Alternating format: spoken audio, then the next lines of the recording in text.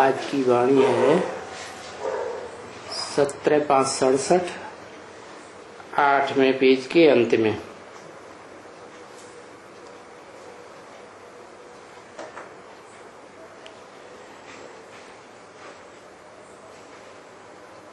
बताया बुद्धि का ताला कैसे खुलेगा। माया बुद्धि का ताला लगाती है।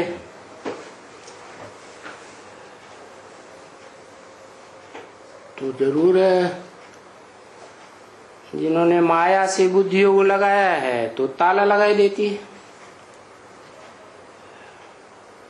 अब किससे लव करें। तो जो ऊंचे ते ऊंचे है उससे लव करेंगे तो ताला खुलेगा।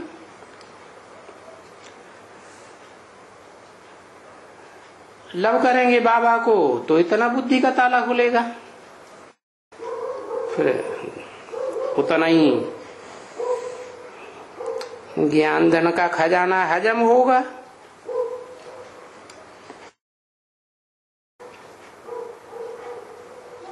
और फिर तुम डबल फैन तो पृष्ठ बन जाएंगे। डबल बने, एक तो बेसिक नॉलेज वाले, बेसिक नॉलेज के बतौर ज्ञान धन दान करने वाले, फिर मनन चिंतन मंथन के द्वारा इस ज्ञान को विस्तार में ले जाकर गहराई तक समझाने वाले। तो देखो, एक तो सब कुछ तन मन धन भी देते हो,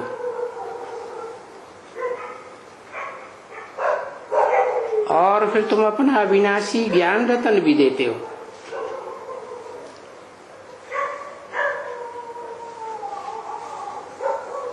तन मन और धन ये तो देह से कनेक्टेड है, और फिर बेहद में भी है।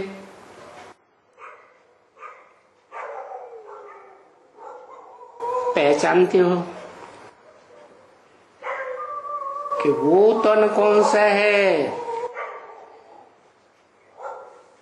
शरीर रूपी रथ कौन सा है।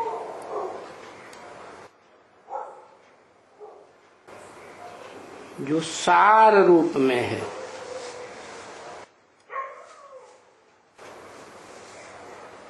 और फिर हर एक का अपना अपना सार अलग अलग है ना। सार माने बीज, बीज माने बाप। तो उस बीज से भी बुद्धियों को तोड़ना, क्योंकि देह है ना।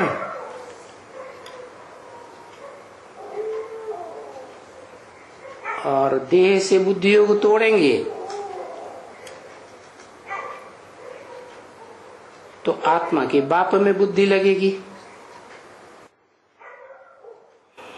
वही तो है बुद्धिमानों की बुद्धि। और तन में जो मन है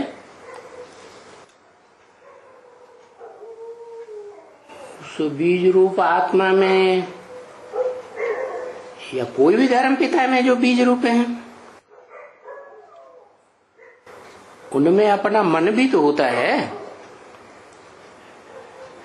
अपने तरह की मनन चिंतन मंथन की शक्ति होती है, तो उसको भी तो त्यागना है। कहाँ लगाना है? जहां मन है ही नहीं। आत्माओं के बाप में मन है, मनन चिंतन मंथन करने के लिए नहीं। तो मन भी अर्पण करो बेहद में। और जो देहधारी धर्म पिताएं हुए, उनसे जो धन मिला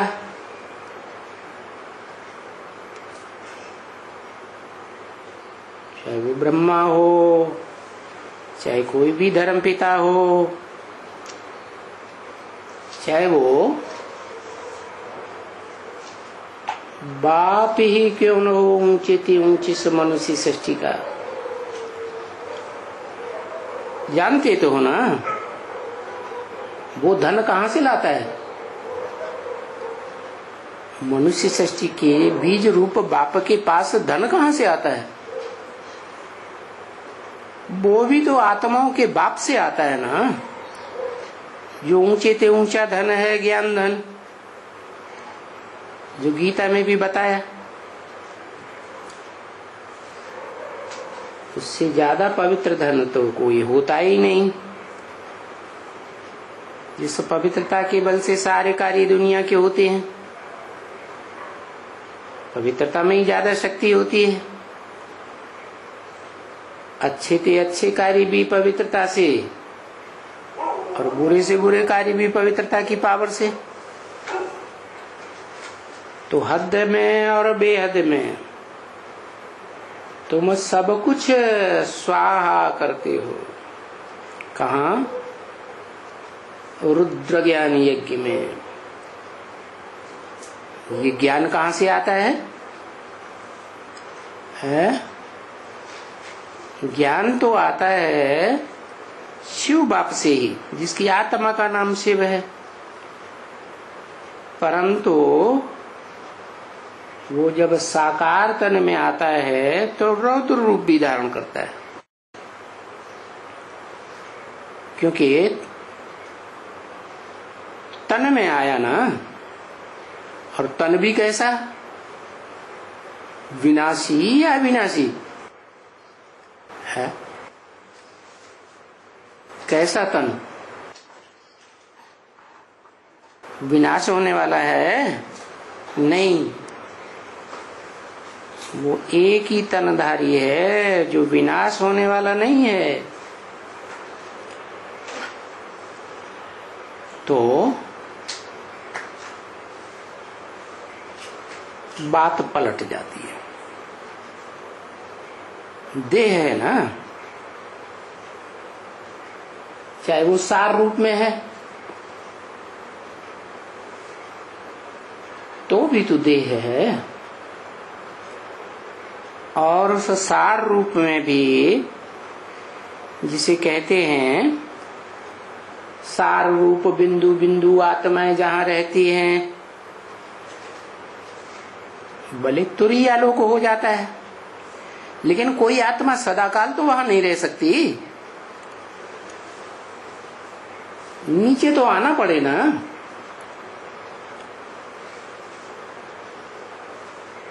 तो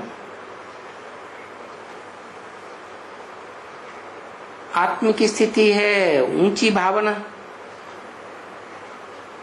देह की स्थिति है नीची भावना। तो रौद्र रूप भी धारण करता है। तो देखो, तुम अपने पास जो कुछ भी है, क्योंकि ज्ञान धन भी हर एक के पास अपना अपना नंबरवार है। जो कुछ भी है माना नंबरवार है ना, तो वो देते हो। और देते किसको हो? है? उनको देते हो जो डबल फिलैंथ्रोपिस्ट है, डबल दानी है।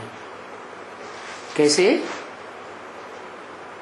एक तो जो ब्रह्मा के मुख से सुना, शिव बाबा ने सुनाया, सुनाने वाली आत्मा शिव, ब्रह्मा के तन से बोला, तो वो सुनने सुनाने का ज्ञान हुआ। जैसे छोटे बच्चे होते हैं ना, तो सुनते हैं, सुनाते हैं, रटते हैं, बुद्धि नहीं लगा पाते, क्योंकि बच्चे हैं, बच्चा बुद्धि है।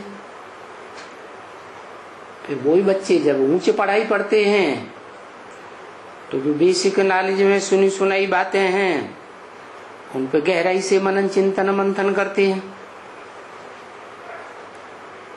तो तुम बच्चे नंबरवार हो ना,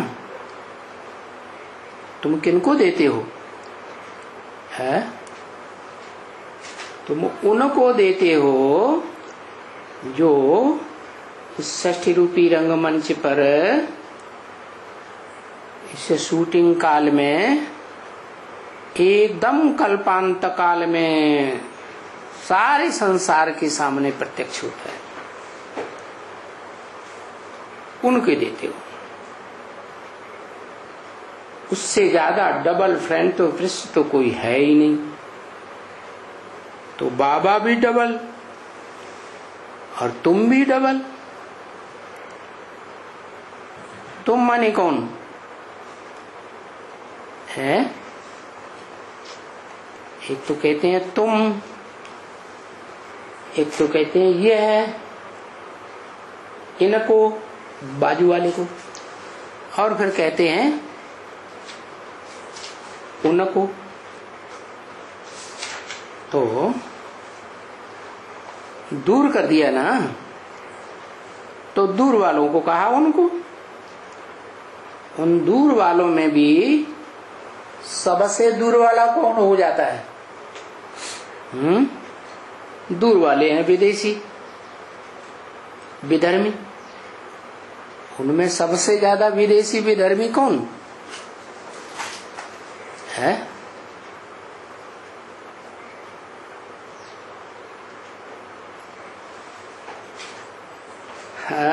वो नास्तिकों का भी बाप है, वो उनका भी बीज रूप बाप है ना। तो वो तो कहता ही है क्या, बाप क्या बनकर आए हैं? विदेशी बनकर आए हैं। तो विदेशियों का भी बाप हुआ ना। विदेशियों का मुख्य धंधा क्या हुआ है? विदेशी सारी दुनिया को एकदम नीचे ले जाते हैं कि ऊपर ले जाते हैं? एकदम नीचे ले जाते हैं। उनका धंधा ही है टम बम बनाना, विनाश करना। तो उन्हें पता नहीं है हमारा भी कोई बाप है, इसको कहते हैं भारत में हर हर बम बम।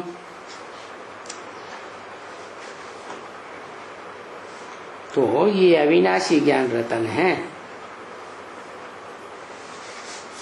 देखो,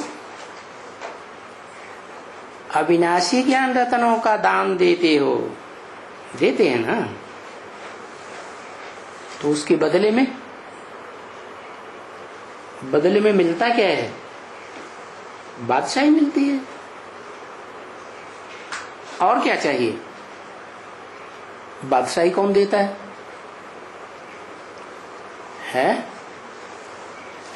ये बादशाही कैसे मिलती है? कौन सी पढ़ाई पढ़ने से बादशाही मिलती है? राजयोग की पढ़ाई पढ़ने से बादशाही मिलती है। योगी होगा तो राजयोग सीखेगा, योग बल से बादशाही मिलती है। तो सिखाने वाला बड़ा योगी होना चाहिए ना। शिव बाप को योगी कहेंगे? नहीं कहेंगे। उसे योग लगाने की क्या दरकार? तो शिव बाप तो जो ऊंच से ऊंची चीज है, बहुत वैल्यूएबल चीज है, ज्ञान रतन वो देते हैं। तो ज्ञान रतनों के आधार पर जो राजयोग सीखते हैं, उन सीखने वालों में अव्वल नंबर 1 वो भी डबल विदेशी। क्या डबल विदेशी क्यों कहा? है तो भारतवासी शरीर से, पैदा कहाँ होता है? भारत में। लेकिन शिव बाप प्रवेश करते हैं तो शिव बाप की प्रत्यक्षता रूपी जन्म वो कहाँ से होता है? विदेश से होता है या स्वदेश से होता है? विदेशी बाप को प्रत्यक्ष करते हैं। तो फिर प्रत्यक्षता रूपी जन्म जहां हुआ वहां का हो गया। बाप क्या बनकर आए? विदेशी बनकर आए। तो बादशाही बच्चों को देते हैं, और तुम बच्चों को क्या चाहिए है? जो राजयोग सीखते हैं उनको देते हैं, जो ज्ञान लेते हैं उनको देते हैं। ज्ञान तो जानकारी है सच्चाई की, तो जो सच्चाई की जानकारी लेते हैं वो सच्चाई की जानकारी लेकर के राजयोग सीखते हैं। राजयोग तुम बच्चे ही सीखते हो, जिनको कहते हैं भारतवासी बच्चे। किसके वासी? किसके दिल में बसने वाले? भारत के बस में बसने वाले, दिल में बसने वाले। तुम बच्चों को और क्या चाहिए? ज्ञान से राजयोग सीखते हो। ज्ञान है बाप की पहचान का, पहचान माने ज्ञान, और बाप को तुम पहचानते हो। जो मनुष्य सृष्टि का बाप है, बड़े से बड़ा मनुष्य सृष्टि का राजा है, विश्व का मालिक है, तो तुम बच्चों को भी उससे बादशाही मिलती है। सो तुमको तो बच्ची, जो भी अच्छे सेंसिबल बच्चे हैं उनको तो डांस करना चाहिए है? कौन सा डांस? देह के डांस की तो बात नहीं है। देह का डांस तो देहधारी बाप कराते हैं। जब से ये देहधारी बाप आए तो वो देह का डांस चल पड़ा दुनिया में। लेकिन आत्माओं का बाप तो ज्ञान देते हैं ना, तो ज्ञान डांस करना तुमको सिखाते हैं। जिनको विश्व की बादशाही मिलती है उनको तो ज्ञान डांस खूब करना चाहिए। 17/5/1967 की वाणी का 9वां पेज। तो अब बताओ, हम भगवान शिव बाबा को क्या देते हैं? लेते तो हैं विश्व की बादशाही है। लेन देन का हिसाब किताब होता है ना, जो देगा सो लेगा, लेगा सो देगा। तो तुम विश्व की बादशाही तो लेते हो भगवान बाप से, तो बाप को क्या देते हो है? अरे कुछ देते हो कि नहीं है? बाप को लव देते हो। कैसा लव? क्या लव देते हो? अब भी बेचारी याद, क्या? एक बाप की याद, कोई दूसरे की याद नहीं। शुद्ध प्यार बाबा को देते हो, और जब शुद्ध प्यार देंगे तो दुनिया सी बुद्धियों टूट जाएगा। विकार की बात ही खत्म। विकार का मतलब ये है, वे माने विपरीत, कार माना कार्य। तो फिर बाप जैसे चलाते हैं वैसे चलते हो। तो बाप तो अच्छा कर्म करना सिखाते हैं ना ज्ञान के आधार पर है। विपरीत कर्म थोड़ा ही सिखाएंगे। विपरीत कर्म करते हैं बाप के बताए अलावा तो विकार कहा जाता है। तो जैसे कि तुम विकारों का भी दान कर देते हो। अगर करनी घोर को भी देते हैं तो भी भक्ति मार्ग में ईश्वर अर्थ करके ही देते हैं ना, है? इसका मतलब क्या हुआ? भक्ति मार्ग में ये परंपरा चली आई है। ईश्वर ने आकर के करनी घोर ब्राह्मण का पार्ट बजाया। क्या वो बढ़िया बढ़िया चीज है, ना दो नई नई। क्या करो, जो भी पुरानापन है, पुराना है, मरते हैं तो जो कुछ पुरानी चीजें होती है मरने वाले की, वो सब करनी घोर को दे देते हैं। तो ये विकार क्या है? ये पुराने हैं ना। ये जो तुमने जन्म जन्मांतर द्वापर युग से लव किया, प्यार किया, वो विकारी प्यार किया ना, व्यभिचारी प्यार किया ना। तो ये व्यभिचारी प्यार, ये विकार, ये सब तुम ईश्वर को देते हो। भक्ति मार्ग में देते हैं ना ईश्वर को, करनी घोरों को देते हैं। क्या? एक ब्राह्मण होते हैं करनी घोर ब्राह्मण, नाम है करनी घोर, घोर कर्म करते हैं और कहे जाते हैं महाब्राह्मण। छोटे मोटे ब्राह्मण नहीं। तो यहां भी क्या है? यहां भी तुम किसको देते हो? है ब्राह्मणों में जो सबसे बड़ा ब्राह्मण है, चोटी का ब्राह्मण, तो कहते भी है महादेव। देवताओं को भी दान दे, देवताओं के नाम से भी दान देते हैं ना। कोई भूत प्रेतों को अर्पण करते हैं, कोई देवताओं को अर्पण करते हैं, कोई ईश्वर को अर्पण करते हैं।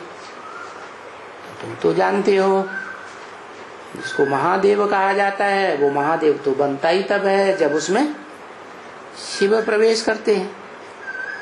तो ईश्वर अर्थ ही देते हो ना। तो भाई करनी घोरों को दान दो। क्या? जो घोर कर्म करते हैं। क्या घोर कर्म करते हैं? है? अघोर कर्म का अघोरी बाबाएं होते हैं ना, वो क्या अघोरी कर्म करते हैं? है? वो दिखाते हैं दुनिया वालों को कि देखो हम किसी में कोई भेदभाव नहीं करते, गंदी गंदी चीजें खाते रहते हैं। क्या? तो कोई समझे कि हाँ ये तो बहुत ऊंचे पहुंचे हुए हैं। तो ये जो बच्चे हैं जिनको बाप कहते हैं कि करनी घोरों को देते हैं, ऊंच ते ऊंच करनी घोर हुआ शिव बाबा और उनकी तुम बच्चे। तो घोर कर्म क्या करते हैं?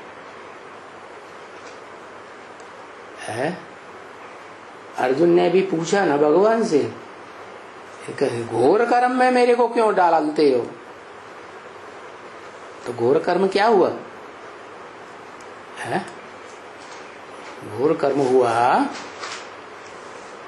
ये इतने मारे गए महाभारत में, तो ये मारना करना घोर कर्म है या ऊंचा कर्म? तो ये जो महारुद्र और महारुद्र के रुद्रगण ये क्या करते हैं? है? सारी दुनिया का विनाश करने का कर्म करते हैं। और विनाश कैसे होता है? कैसे विनाश होता है? विनाश होता है, अरे हाँ, अपवित्रता से विनाश होता है। बड़े से बड़ी अपवित्रता है व्यभिचार की। तो ये जैसे करनी घोर ब्राह्मण हो गए, सारी दुनिया का विनाश कराए देते हैं।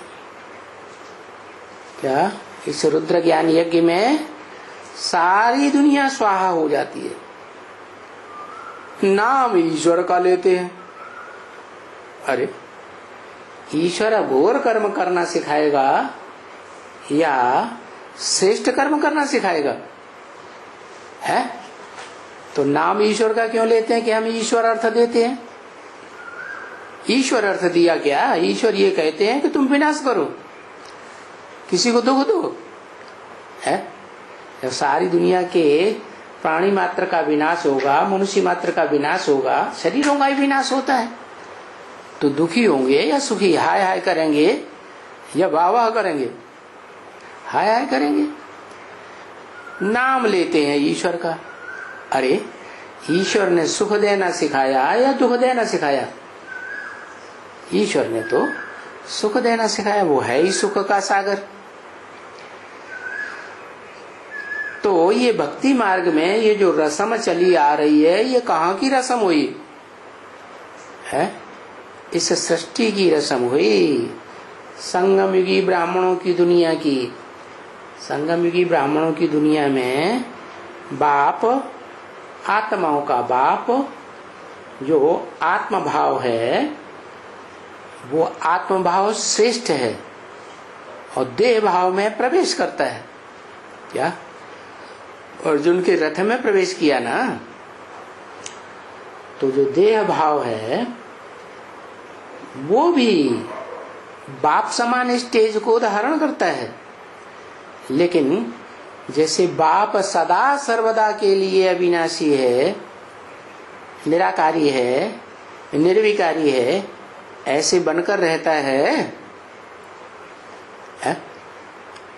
रहता है,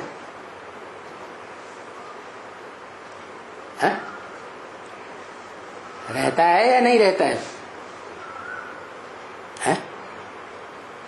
नहीं रहता है। तो बोला वो देह भाव हो गया ना, मिक्स हो गया ना। कहते हैं ना, काजर की कोठरी में कैसो सयान हो जाए, एक लीक काजर की लागी है पे लागी है। तो इस दुनिया की बात हुई। शिव के लिए ये बात लागू नहीं होती, क्योंकि काजर की कोठरी भी साकार में, स्थूल में, और जाने वाले भी स्थूल में, उनके लिए बोला।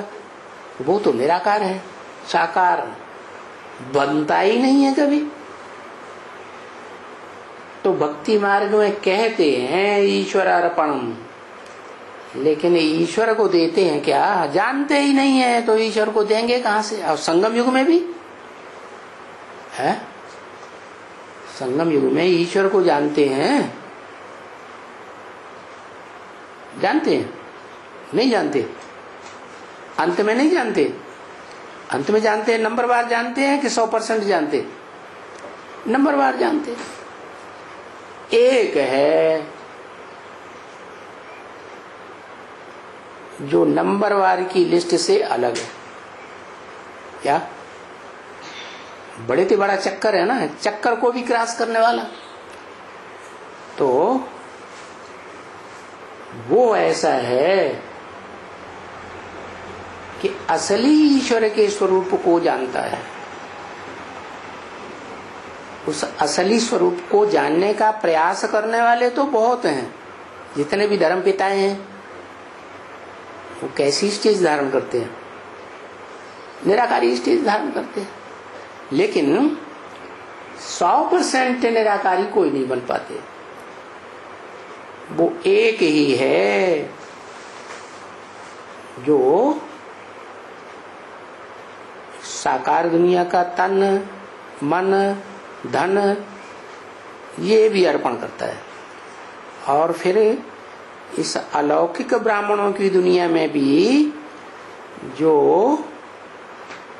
सूक्ष्म स्टेज वाला मन मिलता है, तन मिलता है और ज्ञान धन मिलता है, वो भी ईश्वर के असली स्वरूप ज्योति बिंदु को पहचान करके उस असली ज्योति बिंदु में लीन हो जाता है। तो अर्पण किया या नहीं किया है? तो भक्ति मार्ग में कहते हैं ईश्वर समर्पणाय नमः, श्री कृष्णम अर्पणाय नमः, ऐसे कहलाते हैं ना।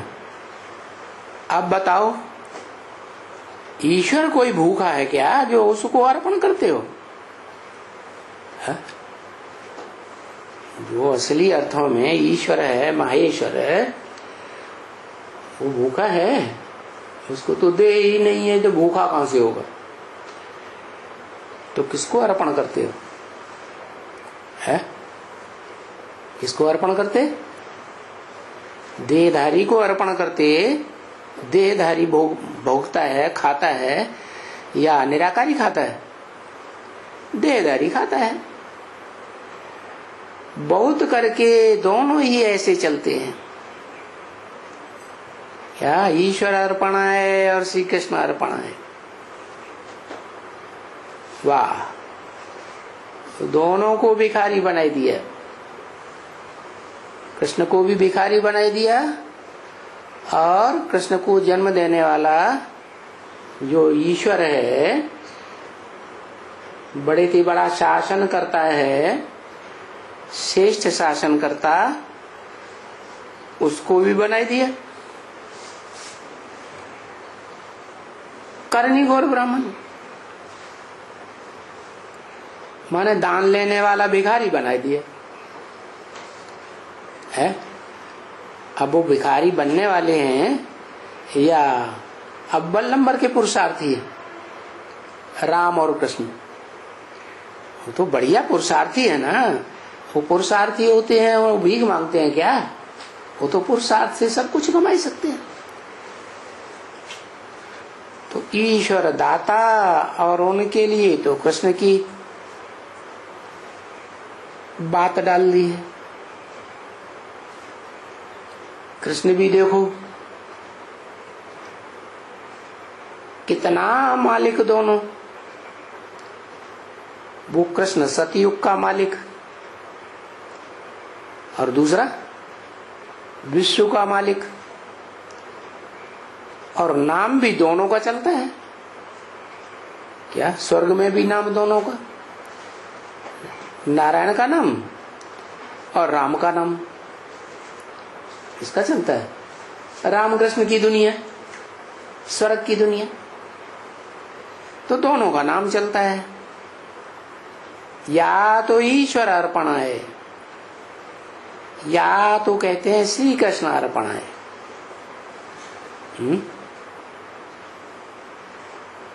और वो विश्व का मालिक कौन? और वो मालिक बनाने वाला देखो कौन हुआ? मालिक बनाने वाला है। विश्व का मालिक कौन हुआ? सतयुग में जो विश्व होगा उसका मालिक होगा या नहीं? और वो मालिक बनाने वाला तो बाप ही है। कृष्ण या सतयुग के नारायण को जन्म देने वाला। अभी देखो ये सब बातें तुम्हारी बुद्धि में हैं, अच्छी तरह से बैठती है धारण करने के लिए। अच्छा, कहते हैं ना हम कितना कितना सुनाते रहते हैं, है? सुनाते तो ढेर सारा है, कुछ धारण भी तो करो ना।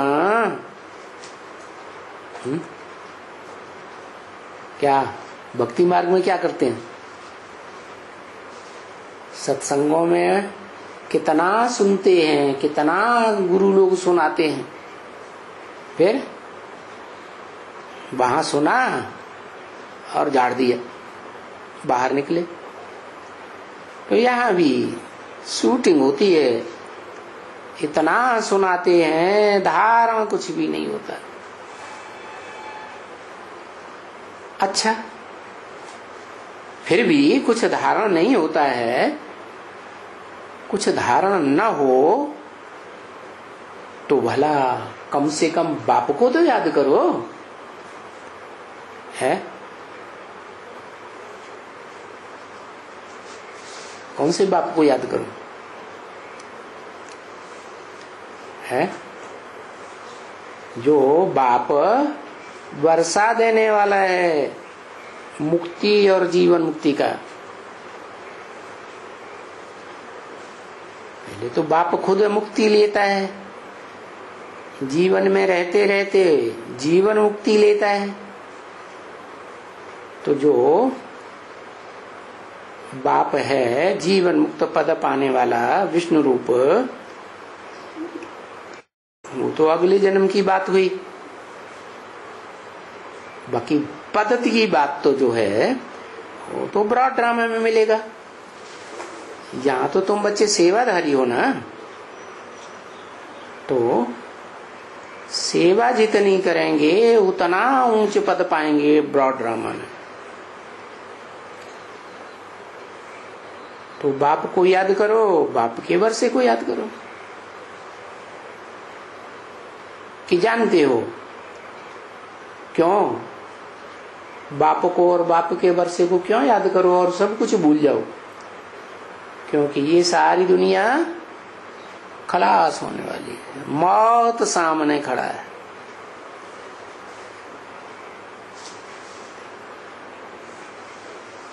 तो क्या बाप बचा रहेगा? है? हाँ, सारी दुनिया खलास हो जाएगी, सबकी मौत सामने है।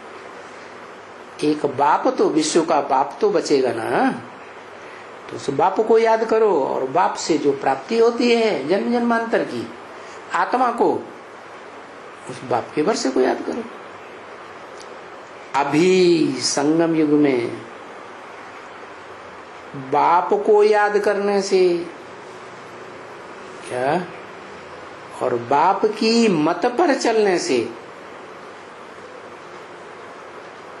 है तुम्हें, तुम्हारी आत्मा को जन्म जन्मांतर की बहुत प्राप्ति होती है। बाप भी बड़ा चक्कर है ना, 84 के चक्कर को क्रॉस करने वाला है ना। तो तुम भी इस ब्रॉड ड्रामा में जन्म जन्मांतर प्राप्ति करेंगे, बाप की मत पर प्राप्ति करेंगे।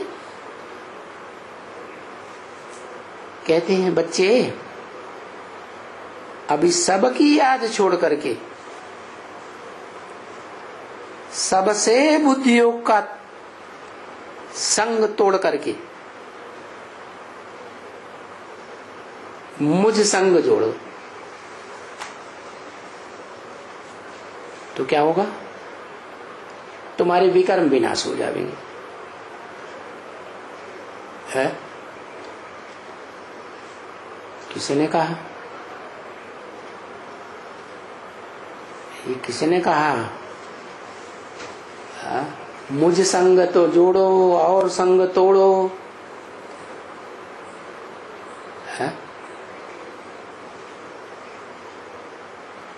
तो तुम्हारे विकर्म विनाश हो जाएंगे। जितने पाप कर्म किए हैं जन्म जन्मांतर, विपरीत कर्म किए हैं श्रीमत के वर खिलाफ, वो सब भस्म हो जाएंगे। कब? जब निराकारी स्टेज में टिकने वाले मनुष्य सृष्टि के बाप को याद करेंगे। जिसको याद करेंगे वैसे ही बनेंगे ना। तो उसके 84 जन्मों के हिसाब किताब हैं या नहीं बाप के? और बड़े हिसाब किताब हैं, वो भस्म होते हैं। तो तुम्हारे क्यों नहीं होंगे? है ना? तुम एवर हेल्दी बनेंगे। किस बात से? बाप की याद से। बाप की याद से हेल्दी का क्या कनेक्शन? याद से हेल्दी बनते हैं। क्या? किसकी याद से? कोई देहधारी की याद से हेल्दी नहीं बनते हैं। क्यों? क्योंकि सतयुग से लेकर के कलयुग के अंत तक सभी देहधारी नीचे गिरने वाले हैं। तो किसकी याद से एवर हेल्दी बनेंगे? जो निराकारी स्टेज में टिकने वाला बाप है, उसकी याद से तुम एवर हेल्दी बन जाएंगे। हेल्दी तुम्हारा शरीर जो है जन्म जन्मांतर कैसा बनेगा? हेल्दी बनेगा। बीमारी कम आएगी, उम्र लंबी होगी, और जितना तोड़ेंगे उतना एवर हेल्दी बनेंगे। क्या? और देहधारियों के साथ जितना बुद्धि योग तोड़ेंगे उतना तुम एवर हेल्दी बनेंगे। समझा ना? अच्छा, अगर नहीं कर पाएंगे तो फिर तुमको जन्म देना पड़ता है। क्या? जन्म देना पड़ता है। माना इसी संगम युग में अगर तुम संपन्न निर्विकारी स्टेज वाली आत्मा नहीं बन सकेंगे तो क्या होगा? तुमको शरीर दूसरा जन्म लेना पड़ेगा। विकर्म न विनाश होने के कारण फिर तुमको हम सजा देते हैं। क्या? तुमको हम सजा देते हैं। ये किसने कहा? कौन सी आत्मा ने कहा है? ये कौन सी आत्मा ने कहा हम सजा देते हैं? हम माने एक या दो या चार है? ब्रह्मा ने कहा। ब्रह्मा को खुद ही सजा मिल जाती है, सूक्ष्म शरीर धारण करना पड़ता है, भटकते रहते हैं, सजा मिलती है कि नहीं है? बाप को पहचान पाते? ठीक, फिर तो हम किसने कहा? क्या कहा? शंकर, जिसमें दो आत्माओं का संकरण होता है, एक शिव और एक राम वाली आत्मा, आदम वाली आत्मा। लेकिन शिव क्या सजा देते हैं? नहीं। तो शिव जिसमें प्रवेश करते हैं उसको आप समान बना देते हैं।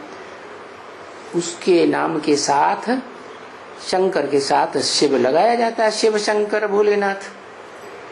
तो फिर हम किसके लिए कहा? माना जो आत्मा उनमें प्रवेश है, एक तो शिव और दूसरा ज्ञान चंद्रमा ब्रह्मा की सोई। वो भी तो बेसिक नॉलेज तो देते ही हैं। उस बेसिक नॉलेज को धारण करते हैं? नहीं धारण करते, तो सजा देते हैं, और बहुत ही सजा मिलती है। क्या? थोड़ी बहुत सजा नहीं मिलती है। किसको? तुमको। किससे कहा तुमको? है संसार की बीज रूप आत्माओं से कहा, कि आधार मूर्त षष्ठी वृक्ष की जड़ों से कहा, या 500-700 करोड़ पत्तों से कहा? बीज रूप आत्माओं से कहा कि तुमको बहुत ही सजा मिलती है। तो फिर जब बहुत सजा मिलेगी तो फिर राजा ही नहीं मिलती है। सजा कम तो राजा ही ज्यादा, सजा बहुत तो राजा ही कम।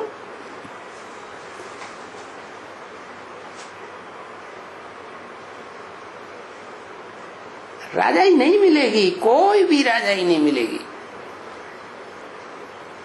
बहुत सजा खाएंगे तो नहीं। क्या करना है फिर जो सजा न खाएं? है क्या करना है पढ़ाई में? पास विद्वान होकर दिखाओ।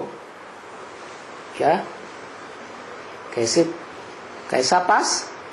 ऑनर है। ऑनर माने ऑनरेबल बनो, माने सम्मान सहित पास होकर दिखाओ। फिर कोई भी सजा नहीं खाओ। इतना पुरुषार्थ करो। पुरुषार्थ, पुरुष माने आत्मा, अर्थ आत्मा के कल्याण के लिए करो, स्वार्थ के लिए नहीं करो। स्वार्थ अपने शरीर के लिए नहीं करो। क्या करो? आत्मा के कल्याणार्थ पुरुषार्थ करो। क्या मुख्य पुरुषार्थ है? याद, योग कह देते हैं। भारत का प्राचीन योग, क्या किसी दूसरे देश का नहीं, भारत का प्राचीन योग। भारत माने क्या? जड़ जमीन का। जड़ जमीन योग लगाएगी क्या है? योग तो मन बुद्धि से लगाने की बात है ना। तो कोई चैतन्य आत्मा है क्या? भा माने ज्ञान की रोशनी, रत माने लगी रहने वाली, तो उसका प्राचीन राजयोग। राजयोग तो नाम है, लेकिन राजयोग है किसका? किसका दिया हुआ? जरूर कोई योग ईश्वर होगा, योगियों का ईश्वर। पुराने थे पुराना को कहते हैं प्राचीन राजयोग भारत का। और प्राचीन का अर्थ नहीं समझते हैं कोई। क्या क्या क्या अर्थ है?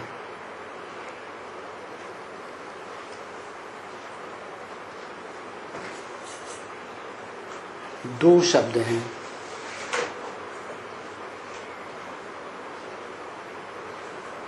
प्राचीन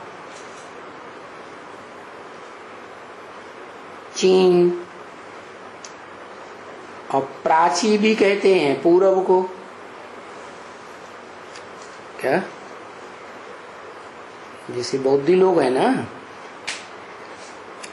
वो समझते हैं कि सूरज पूर्व दिशा से उनके देश में पहले किरणें फेंकता है, जापान। तो वो समझते हैं हम सूर्यवंशी हैं। अब उस सूर्य की तो बात ही नहीं है। क्या? जड़ सूर्य की बात नहीं है। और जड़ सूर्य भी जो किरणें फेंकता है, तो जो किरणें जब आती हैं तो किस दिशा से आती है? कोई जापान के ऊपर से थोड़ा ही आती है? पूरब में कौन सा सागर है? प्रशांत महासागर। तो प्रशांत महासागर के उस पार से सूर्य जब चमकता है सवेरे सवेरे, तो किरणें पहले जापान पे पड़ती। तो वो सूर्य विदेश में उगने वाला हुआ, विदेश से किरणें आ रही हैं कि स्वदेश से आ रही है? विदेश से आ रही है। और विदेशियों के लिए क्या बोला है? विदेशी बुद्धि में तीखे होते हैं, इसलिए पहचान तो लेते हैं लेकिन फिर सो जाते हैं। इसलिए जो विदेशी सेनाएं आती हैं भारत में, तो उनकी जो सेना होती है, उन सेना वालों के सर के ऊपर मुर्गे का पंख लगाते हैं। मुर्गा क्या करता है सवेरे सवेरे बांग लगा देता है, सबको जगा देता है और फिर खुद सो जाता है। तो ऐसे ही विदेशी हैं, पहचान तो लेते हैं बुद्धि योग की पावर से पहले फिर सो जाते हैं। तो ऐसे ही ये जापान और चीन क्या है, विदेश है या स्वदेश है? विदेश है ना। तो वो समझते हैं कि सूर्य प्राची से प्राची माने पूरब से निकलता है और हम सूर्यवंशी हैं। लेकिन प्राचीन का अर्थ नहीं समझते हैं कि पुराने ते पुराना देश। क्या पुराने ते पुराना कौन है? मनुष्य सृष्टि का बाप ही तो पुराने ते पुराना है। प्राचीन योग किसने सिमाया, किसने सिखाया है? जो सबसे जास्ती प्राचीन है, पुराना है, कह देते हैं श्री कृष्ण ने सुनाया। अरे श्री कृष्ण तो सतयुग का प्रिंस है ना, है? श्री कृष्ण ही तो बड़ा होता है तो नारायण बनता है, नारायण का टाइटल मिलता है, आदि नारायण का। जो आदि नारायण आदि नारायणी स्वभाव संस्कार से मिलकर के विष्णु रूप बन जाते हैं। तो वो विष्णु रूप सतयुगी दुनिया की बात है या संगम युगी शूटिंग काल की बात है? कहाँ की बात है? संगम युगी शूटिंग काल की बात है। संगम युगी शूटिंग काल पुराना या सतयुग पुराना? ज्यादा प्राचीन कौन?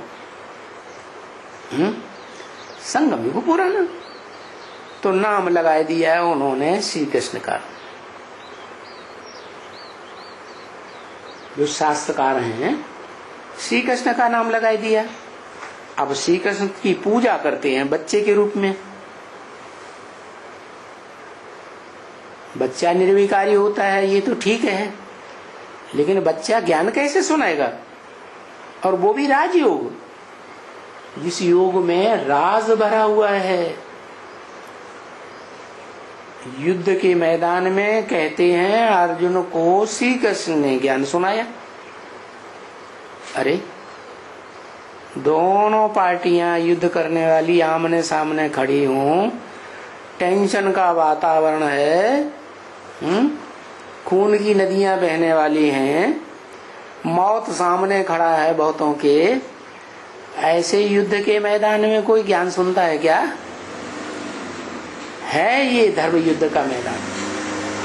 कलयुग के अंत में ढेर के ढेर धर्म भारत में इकट्ठे हो जाते हैं, और जितना भारत में दूसरे दूसरे धर्म के लोग इकट्ठे होते हैं, खास भारत की राजधानी दिल्ली में इतना जमावड़ा दूसरे धर्मों का, दूसरे धर्मावलंबियों का और किसी शहर में और देश में नहीं होता है।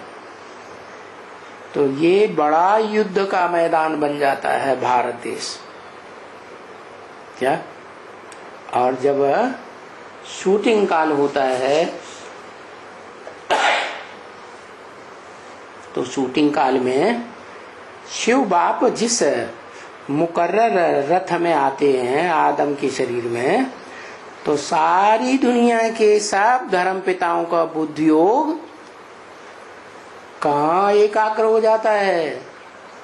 मनुष्य सृष्टि के बाप के ऊपर एकाग्र हो जाता है। वो मनुष्य सृष्टि का बाप भारत कहा जाता है। भा माने ज्ञानी की रोशनी, रतन माने लगा रहने वाला। लज्जू पंजू के ज्ञान में लगा रहने वाला नहीं।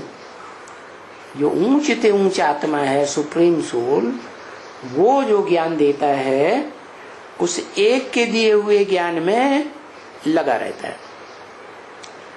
बाकी वो युद्ध के मैदान की बात नहीं है जो हिंसक युद्ध है।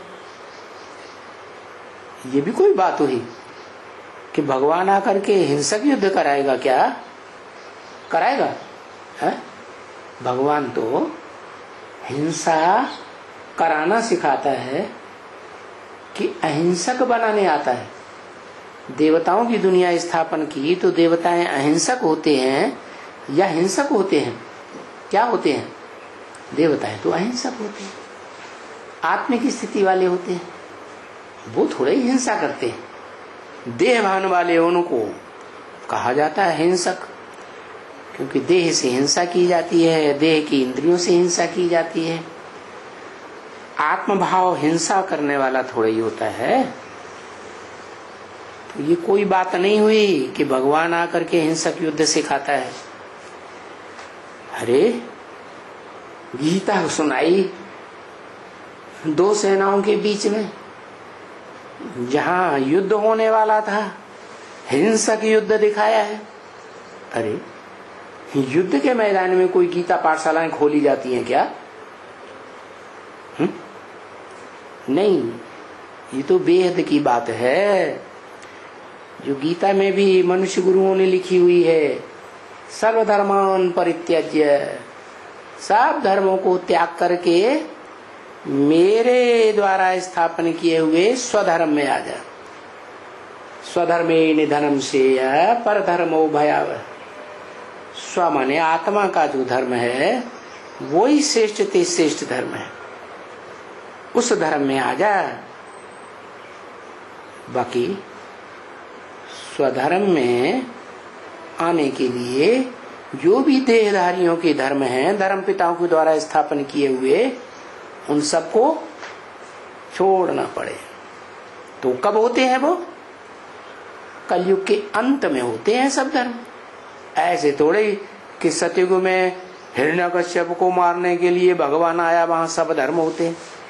वहां तो सिर्फ देवता धर्म होता है, 16 कला संपन्न। त्रेता में भी राम राज्य का कितना गायन है, कितना सुखी होते हैं लोग। तो वहां भी एक ही धर्म है, स्वधर्म। देवताएं रहते ही हैं आत्मिक स्थिति में। बाकी द्वापर युग से द्वैतवादी धर्म आ जाते हैं, धर्म पिताएं आते हैं, दूसरे दूसरे धर्म, दूसरे दूसरे राज्य, दूसरी दूसरी भाषाएं फैलाते हैं। तो वहां से युद्ध का मैदान शुरू हो जाता है। युद्ध माने लड़ाई झगड़ा। दो होंगे, दो मतें होंगी तो लड़ाई झगड़ा होगा, या एक मत होगी तो लड़ाई झगड़ा होगा। लड़ाई झगड़ा तो होता ही है द्वैतवाद में। तो ये पाठशाला है, ये युद्ध के मैदान में, हिंसक युद्ध के मैदान में कोई पाठशाला नहीं खोली गई। पढ़ाई तो शांति के टाइम पर होती है। क्या भगवान ने आकर अभी तक जो ब्राह्मणों की संगमिक दुनिया में पढ़ाई पढ़ाई है, वो शांति का टाइम था। अब कैसा टाइम आने वाला है? अब तो अशांति बढ़ती ही जाएगी, बढ़ती ही जाएगी। तो ये भगवान वाच गीता पाठशाला है।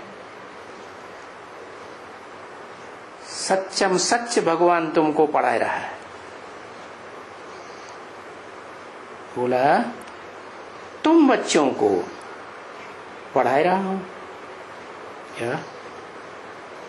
उन विदेशी विधर्मी धर्म पिताओं के बच्चों को नहीं पढ़ा रहा हूं,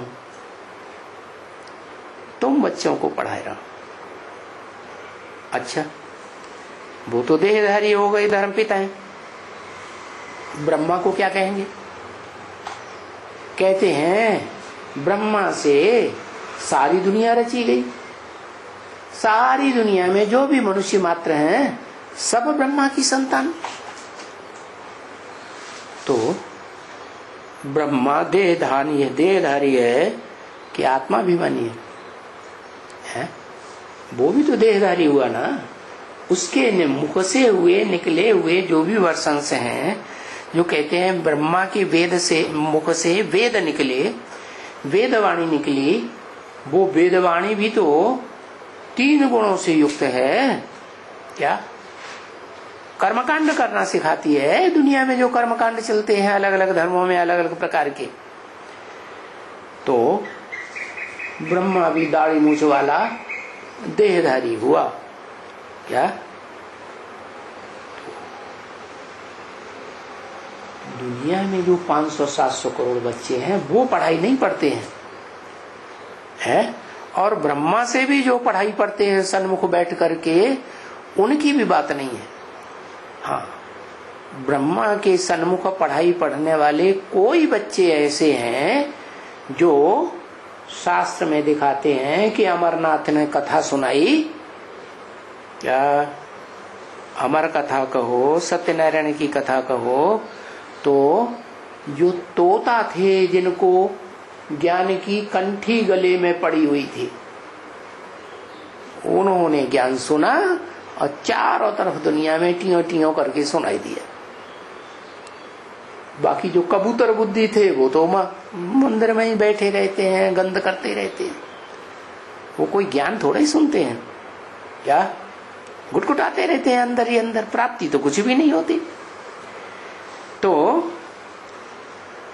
तुम बच्चों को बाप अभी पढ़ाए रहे हैं राजयोग की पढ़ाई,